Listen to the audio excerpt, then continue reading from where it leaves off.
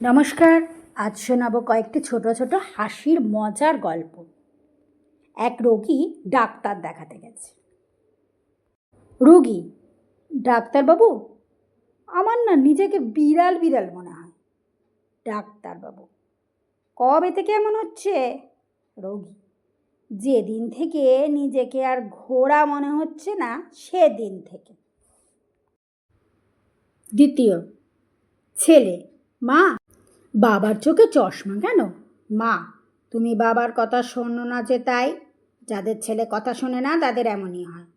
ছেলে: ও, এবার বুঝলাম কেন দাদু ভাইয়ের চোখে এত পাওয়ারের চশমা।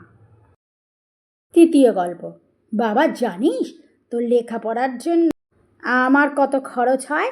ছেলে: হ্যাঁ বাবা, জানি বলেই তো কম পড়ালেখা করে তোমার খরচ কমানোর চেষ্টা করি। চতুর্থ গল্প: প্রথম বান্ধবী: হ্যাঁ রে, তোকে যে পাখিটা দিয়েছিলাম সেটা কেমন?